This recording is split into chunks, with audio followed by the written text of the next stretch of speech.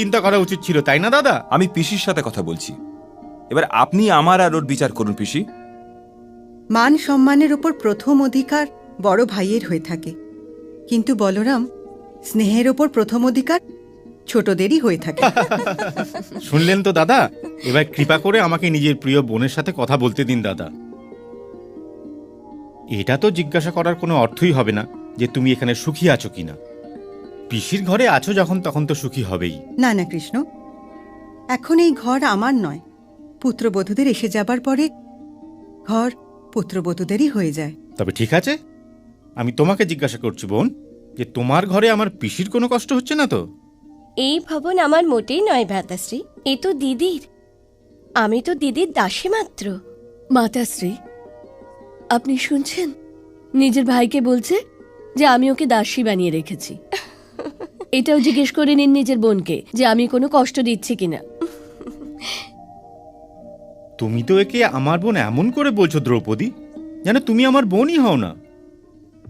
আরে তুমি তো ওর অনেক আগে থেকেই আমার বোন হও। এখানে তো আমিও কৃষ্ণের সাথে একমত হয়ে গিয়েছি। আপনার মুখ থেকে তো এই একমত হয়ে যাবার কথা আমি এই প্রথমবার শুনছি দাদা। মহারানী জয় হোক। মহারিষি ব্যাস ঋষি সম্প্রদায়ের সঙ্গে রাজভবনে প্রবেশ করতে চলেছেন। চলুন পিসি।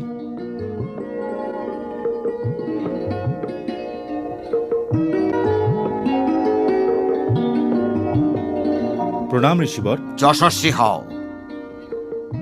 তেজস্বী হও, মনস্বী হও। বসুন ঋষিবর।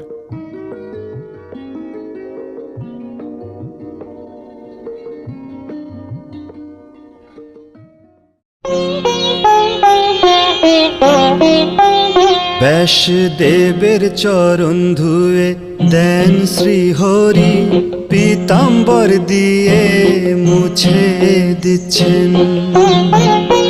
ব্যাসদেবের চরণ ধুয়ে দেন শ্রীহরি, পীতাম্বর দিয়ে মুছে দিচ্ছেন। যে হরির চরণ বসেছে ঋষি মনে, সেই ঋষির চরণ হরি আজ ধুয়ে দেন।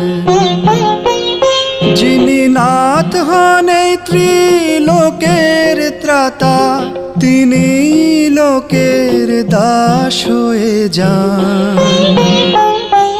হরি উপকারী করেন উপকার, কাল বৈশাখী হয় বসন্ত বাহার, কাল বৈশাখী হয় বসন্ত বাহার।